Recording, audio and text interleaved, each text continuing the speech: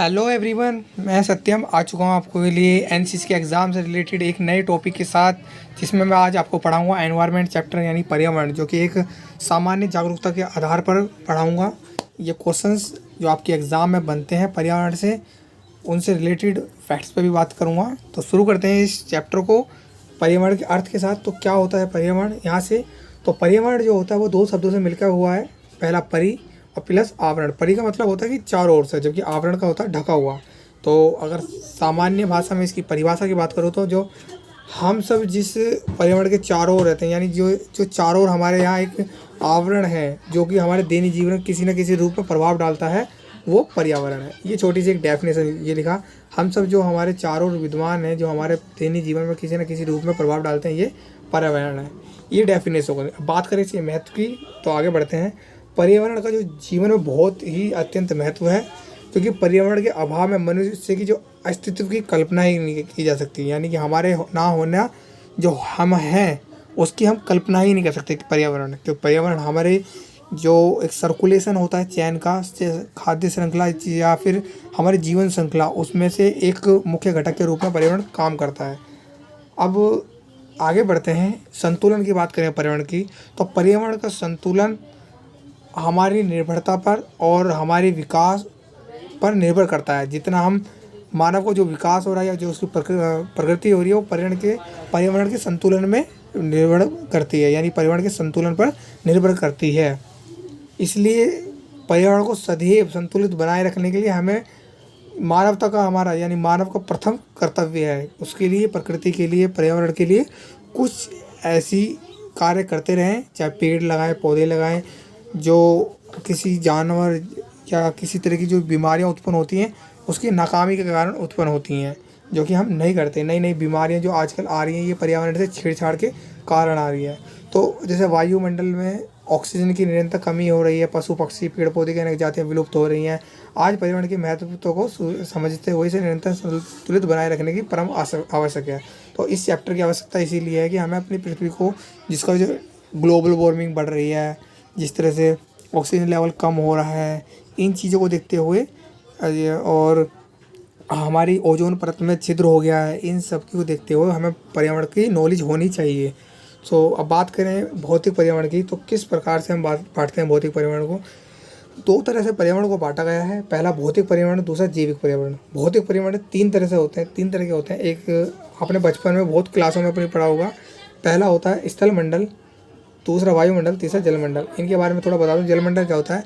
पर्यावरण के इस अंग के अंतर्गत पृथ्वी की संरचना, उसकी विभिन्न आकृति, मिट्टी, चट्टानें, पृथ्वी के तल, उसकी परिवर्तन, नदी, हिम नदी मतलब ग्लेशियर से, वायु, भूमि के अंदर विद्यमान जल और विभिन्न भू आकृतियाँ जो मानव जीवन पर पड़ने वाले विभिन्न प्रकार के प्रभावों को सम्मिलित करते हैं। तो स्थल मंडल के आगे सारी चीज़ें आती हैं जो स्थल मंडल भूभाग पे है पृथ्वी की। बात करें वायुमंडल की, तो वायुमंडल के आगे ये दूसरे मंडल के अंतर्गत आती है। जैसे कि वायुमंडल की बनावटें, इसके अंदर आने वाली परतें, सूर्य ताप, तापमान, वायु दाब, हवा, बादल, प्रकाश, चक्रवात, पृथ्वी चक्रवात और जलवायु के विभिन्न प्रकार के उन सभी तत्वों को जो इनका मानव के जीवन पर प्रभाव डालता है, ये वायुमंडल में आता है। तीसरा जो है आखिरी है वो है जलमंडल। जलमंडल यानी भौतिक पर्यावरण का तीसरा अंग है। इसके अंतर्गत सागर, महासागर, खाड़ियाँ, महासागर, उच्चावच महासागरों में जल में तापमान, लवणता और महासागरों की गतियाँ, लहरें, धाराएं, ज्वार भाटा, मानव जीवन पर सबके प्रभाव सम्मिलित है। अगर आपको किसी भी टॉपिक पर, जैसे कि किसी भी ऐसा बिंदु आपको जो समझ नहीं आ रहा, आप कमेंट में मुझे बता दीजिएगा, मैं आपको उन्हें रिप्लाई करके बता दूंगा। बात करें दूसरा अंग, एक तो था इस तरह भौतिक पर्यावरण से, दूसरा था जैविक मंडल में। तो जैविक मंडल से मतलब क्या है? तो उस एरिया को जहाँ पर किसी न किसी रूप में जीवन पाया जाता है, जो हमें होता कि नग्न आंखों से दिखाई नहीं देता, वो जैव मंडल है। तो जैव मंडल का जो निर्माण होता है वनस्पति जगत और प्राणी जगत से मिलकर होता है। इस प्रकार संपूर्ण जैव मंडल को दो भागों में विभक्त किया गया है, वनस्पति जगत और प्राणी जगत। तो मैं इसे ज़्यादा डिफाइन नहीं करूँगा, बस इतना समझ लीजिए। वनस्पति जगत जो जैव मंडल से नाइट्रोजन, ऑक्सीजन, कार्बन डाइऑक्साइड, खनिज लवण, जल, प्रकाश आदि इन सब का अवशोषण किया जाता है। तो अब बढ़ते हैं आगे की ओर। जो सबसे इम्पोर्टेंट बात ये है इस पर्यावरण की, वो है पर्यावरण प्रदूषण। आज के समय पे हमारे चाहे भारत देश हो या वर्ल्ड लेवल पर अगर बात करी जाए, तो प्रदूषण इतने स्तर पर अपने पैर पसार चुका है कि इससे निपटने के लिए हमें अपना जीडीपी पर कितना ही पार्ट खर्च करना पड़ जाता है। हर देश की ये प्रॉब्लम हो गई है कि प्रदूषण, चाहे वो वायु का हो, जल का हो, मृदा का हो, या ध्वनि का हो, रेडियोधर्मी, इन सबसे मनुष्य बहुत ही दुखद अवस्था में है। तो बात करें आगे की, पर्यावरण प्रदूषण 5 तरह का होता है: वायु, जल प्रदूषण, मृदा प्रदूषण, ध्वनि प्रदूषण, रेडियोधर्मी। अब बात करते हैं वायु प्रदूषण। जैसे कि वायु में अनेक प्रकार की गैसें होती हैं। इस प्रकार की गैसों में oxygen, carbon dioxide, nitrogen, ozone आदि प्रकार की गैसें होती हैं। इस गैसों का प्रतिशत जब असंतुलित हो जाता है तो वायु प्रदूषित हो जाती है। इनका एक सही मात्रा में जो परसेंटेज है वो वायुमंडल में विद्यमान है। अगर उसमें कोई भी कमी, उतार चढ़ाव आता है तो उससे वायु प्रदूषण फैल जाता है। जैसे वायु प्रदूषण कई बार पराली जलाने से, खेतों में पराली जलाने से, और हम कार्बन मोनोऑक्साइड फैल जाने से, फैक्ट्रियों से निकलने वाले धुएं से, आग जलाने से, इन सबसे ये वायु प्रदूषण फैलता है। बात करें जल प्रदूषण की, तो जल प्रदूषण, जल में विभिन्न प्रकार के अवांछित पदार्थों जैसे गैस के आदि के मिल जाने से जल प्रदूषित हो जाता है। फैक्ट्रियों से निकलने वाला कूड़ा करकट, हम पन्नी का और बहुत से गंद पदार्थ हम नदियों में बहा देते हैं, उससे जल प्रदूषण होता है। बात करें मृदु प्रदूषण की, तो जब कृषि योग्य भूमि में अधिक फसलों के उत्पादन हेतु विभिन्न प्रकार की रासायनिक खादों, कीटनाशक पदार्थों का प्रयोग किया जाता है। तो कृषि को और गुणवत्ता देने के चक्कर में बहुत से ऐसे उपयोग कर बैठते हैं कि हम खाद को गलत इस्तेमाल कर लेते हैं, बहुत अधिक पदार्थ कीटनाशकों के रूप में कर लेते हैं, जिससे वो जो कभी कभी जो ज़मीन है वो बंजर हो जाती है। तो इसलिए एक सही प्रकार से मृदा का उपयोग किया जाना चाहिए। और मृदा प्रदूषण और अधिक चारागाह से भी हो जाता है। अब बात करें ध्वनि प्रदूषण की, तो ध्वनि प्रदूषण हमारे संपूर्ण वातावरण में विभिन्न प्रकार की मशीनें, यंत्रों, वाहनों के परिणाम स्वरूप नियंत्रण शोर से होता है। जब वातावरण में उत्पन्न हमारा ये शोर ध्वनि एक निश्चित मात्रा से अधिक हो जाता है तो इसे ध्वनि प्रदूषण के नाम से जाना जाता है। तो कुछ ऐसा होता है, मुझे एग्जैक्टली याद नहीं, 20 डेसिबल से 20,000 डेसिबल जो कि ह्यूमन के लिए नॉर्मल सुनता है, उससे अधिक होने पर ध्वनि प्रदूषण फैल जाता है। जैसे कि हवाई जहाज से, वायुयान से निकलने वाले जो साउंड होता है वो काफ़ी ज़्यादा मात्रा में डेसिबल का होता है, जो कि हमारे मस्तिष्क के लिए हानिकारक है। इससे अलग अलग तरह की मानसिकता की बीमारियां फैलती हैं।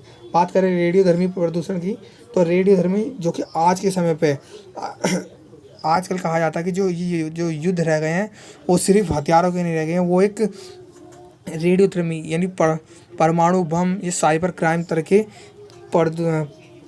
युद्ध हो चुके हैं। तो उनमें से एक ये रेडियोधर्मी प्रदूषण है, जो वातावरण को प्रदूषित करने के लिए दृष्टि से बहुत ही खतरनाक, घातक सिद्ध होता है। बाकी सबसे खतरनाक है ये, क्योंकि इससे अलग अलग तरह की ऐसी बीमारियां जिनकी अभी तक पता नहीं चला, हमें खोज भी नहीं हो पाई, ऐसी बीमारियां इससे उत्पन्न होती हैं। अगर बात करें, आपने सुना होगा कि जापान पर अमेरिका ने नागासाकी और हिरोशिमा पर द्वितीय विश्व युद्ध के अंत में 1945 में 2 परमाणु बम गिर दिए थे, नागासाकी और हिरोशिमा पे। तो उस समय तक के आज भी ऐसे ऐसे इफेक्ट देखने को मिल जाते हैं उस प्रदूषण के कारण, कि वहाँ के बच्चे अपंग हो जाते हैं, ये हिरोशिमा और नागासाकी पे जो बम गिराए थे। तो ये है प्रदूषण। अब इन प्रदूषण के, देखो पर्यावरण में प्रदूषण के जो कारण होते हैं, मैंने थोड़ा थोड़ा आपको बता दिया, फिर भी बता देता हूँ कि जो मनुष्य हैं वनों की निरंतर कटाई कर रहे हैं। विश्व के लगभग 50% वन अब तक नष्ट हो चुके हैं। वनों के नष्ट होने से बाढ़, भूकंप के प्रकोप में निरंतर वृद्धि हो रही है, क्योंकि पेड़ पौधे किस काम आते हैं? बाढ़ को रोकने के लिए, मृदा अपरदन को रोकने के लिए, और उन्हीं को हम काटेंगे तो बाढ़ और भूकंप तो आएगी।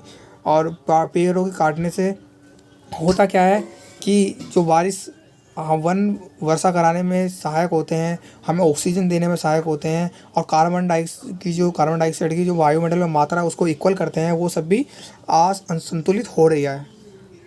दूसरी बात कि व्यापारिक लाभ, जानवरों के मांस, उनकी खाल आदि का उपयोग करते हुए मनुष्य अनेक जंगली जानवरों को शिकार कर रहे हैं, और जो जंगली जानवरों को शिकार करने से अनेक प्रजातियाँ विलुप्त हो रही हैं। अब देखिए बात क्या होता है कि प्रजातियाँ विलुप्त होने से प्रभाव क्या पड़ता है कि एक चेन है, एक श्रृंखला में हम सब एक दूसरे बने हुए हैं, जानवर हम सबसे और हम उनसे, और जो भी वनस्पति हैं उन सब से। तो ये अगर इनमें से चैन का एक भी हिस्सा अलग होता है तो प्रकृति पे इसका बहुत गलत इफेक्ट पड़ता है, क्योंकि बहुत ही हानिकारक है हमारे पर्यावरण के। तो उनमें से एक पर्यावरण प्रदूषण ये भी माना जाता है, जिससे प्रजातियाँ विलुप्त हो रही हैं। जिससे एक रेड बुक नाम से एक बुक है जिसमें सभी विलुप्त प्रजातियों के विवरण है, आप देख सकते हैं गूगल पे।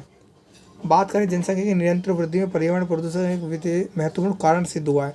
जैसे जैसे जनसंख्या विस्फोट हो रहा है, आज भारत की जो जनसंख्या 135 करोड़ के आसपास पहुंच रही है, ये 2027 में अनुमान माना गया कि चीन को पछाड़कर 2027 तक हम प्रथम स्थान पर आ जाएंगे, जो कि एक बहुत ही संकटमयी समय आने वाला है। उसके लिए हमें भी तैयार रहना पड़ेगा और सोचना पड़ेगा। फैमिली प्लानिंग, इसी सरकार की जो योजनाएं हैं उन पर सर योजनाएं तो आती हैं लेकिन उन पर अमल नहीं हो पाता। अब देखिए होता क्या है कि जनसंख्या वृद्धि से भोजन, आवास की ऐसी समस्या पड़ती हैं कि लोगों में बेरोजगारी और एक बोझ बन कर रह जाते हैं हम उस देश पर और जगह पर, जिससे ही आपकी समाधान जो होता है मनुष्य और वनों की कटाई करनी पड़ी और अधिक जानवरों के लिए शिकार करना पड़ा। अब लोग इतने सारे हैं तो उनके रहने के लिए ज़मीन भी चाहिए, तो हमें पेड़ को काटना पड़ेगा और जंगली जानवर वहाँ से जाएंगे ही जाएंगे।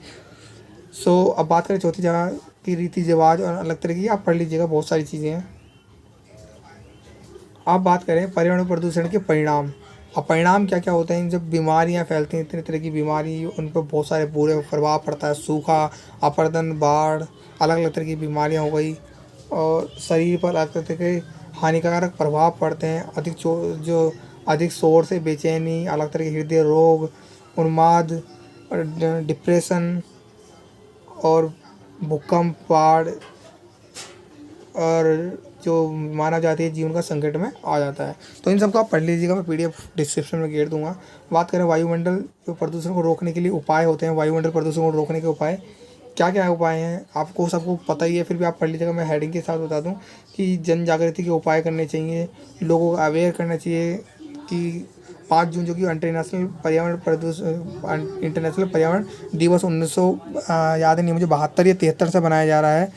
तो उसके दिन के आपको भी एक निश्चय लेना चाहिए कि हाँ मुझे एक साल में कम से कम जितने भी आपसे हो सके ज़्यादा से ज़्यादा पेड़ लगाएं और दूसरों को भी अवेयर करें वृक्ष लगाने के लिए, जिससे कार्बन डाइऑक्साइड जो मात्रा होती है वो उसका लेवल बना रहे। और प्रकृति में फैलने वाले धुआं को खुले में आग न लगाएं, पराली वराली जो खेत में हो तो लोगों को समझाएं इस चीज़ से ना फैलाएं। ये भी पर्यावरण प्रदूषण को रोकने का एक सही उपाय है। वृक्षारोपण करें ज़्यादा से ज़्यादा, कारखानों में चिमनियाँ लगाएं ताकि वो फिल्टर हो जाए धुआं और प्रकृति को ज़्यादा नुकसान ना पहुँचाए। अब जल संरक्षण में भी वही इंपॉर्टेंट बात है कि जल को, जो बाढ़ के जल को एकत्रित करना चाहिए, जल के रिसाव को रोकना चाहिए। जो बहती हुई टंकियाँ खोली छोड़ देते हैं, इतनी अधिक मात्रा में गाड़ी को धोने के लिए हम पानी इस्तेमाल करते हैं और नदियों आदि वैज्ञानिक सफाई विधि से सफाई करते हैं। और मल को खाद में परिवर्तन करने का भी तरीका आना चाहिए।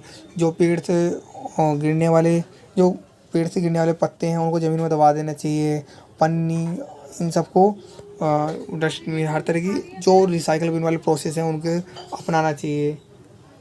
और अब बात करें मृदा अपरदन की, उनकी संरक्षण की, तो मिट्टी का कटाव रोकना चाहिए। उपजाऊ बनाने के लिए, भूमि को जो अधिक उपजाऊ बनाने के लिए उस पर ज़्यादा जो हम यूज़ कर देते हैं बहुत से फर्टिलाइजेशन, जो अलग अलग तरह के उर्वरक यूज़ कर लेते हैं, उनको इतनी अधिक मात्रा में यूज़ नहीं करना चाहिए।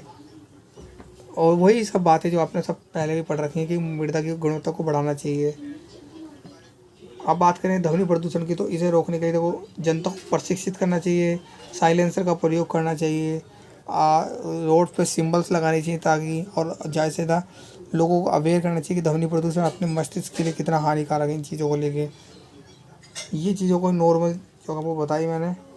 और एक जैसे कर्ण प्लग का प्रयोग अनिवार्य घोषित करनी चाहिए, यानी कि जो मशीनों में काम करने वाले लोग हैं श्रमिक, उनके लिए कर्ण प्लग जो एयर हेड होते हैं वो कान पर लगे होने चाहिए ताकि ज़्यादा शोर और ना हो और उन्हें ध्वनि प्रदूषण से बचाया जा सके। मशीनों के चारों ओर ऐसे कवच यूज़ करना चाहिए जिससे ध्वनि ज़्यादा फैले ना, गूंजे ना। अब बात करें नियंत्रण के हेतु विभिन्न उपायों की, देखो अधिक वृक्षारोपण पर ध्यान देना चाहिए, आणविक विस्फोटों पर प्रतिबंध लगाना चाहिए, वायु प्रदूषण को कम करने के लिए धुएं रहित वाहनों के निर्माण का प्रयोग करना चाहिए, यानी कि ई-रिक्शा टाइप जो बैटरी से चलने वाली ऐसी गाड़ियों का प्रयोग करना चाहिए। जनसंख्या वृद्धि को नियंत्रण करने हेतु व्यापक स्तर पर प्रयास करने चाहिए, बाढ़ों को रोकने के प्रयास करने चाहिए। ये नॉर्मल सी सभी बातें मैंने आपको बता दी, चाहे पर्यावरण से संबंधित हो या पर्टिकुलर किसी भी एक प्रदूषण से रोकने वाली। अब पर्यावरण संरक्षण से बात करें तो पर्यावरण संरक्षण का जो वर्तमान विश्व के लिए सबसे बड़ी चुनौती जो है वो पर्यावरण संरक्षण का उपाय है। जैसे कि भूमि, जल, वायु, खनिज ऊर्जा का कम से कम उपयोग करके उनकी अधिक से अधिक उपयोगिता, कम से कम उपयोग करके उनकी अधिक से अधिक उपयोगिता करना पर्यावरण संरक्षण है। वनों को लगाने का पर्यावरण पर क्या क्या प्रभाव पड़ता है। देखो, मौसम को संतुलन रखने में सहायक होती हैं, तापमान में कमी करती हैं, वायु प्रदूषण में कमी करती हैं, वर्षा कराने में सहायक करती हैं। ये सब वो हैं जो पर्यावरण के आपको पता होने चाहिए कि क्या क्या प्रभाव है पर्यावरण पे, पॉजिटिव इम्पैक्ट्स हैं ये पर्यावरण वनों के जो पर्यावरण पे पड़ते हैं। और अब बात करें आगे, ही आपको पढ़ लीजिएगा। और ये चैप्टर ख़त्म हो गया पर्यावरण से रिलेटेड। अगर आपको कोई भी अगर इसमें क्वेश्चन मुझे बनता है तो मैं आपको ऑब्वियसली अगली वीडियो में बता दूंगा। और इस वीडियो को ज़्यादा से शेयर करें, और जिन्होंने अब तक इस चैनल को सब्सक्राइब नहीं करा, डेली डोज बाय सत्यम, इसको सब्सक्राइब करें, वीडियो को शेयर करें। आने वाले एग्ज़ाम के लिए बेस्ट ऑफ लक।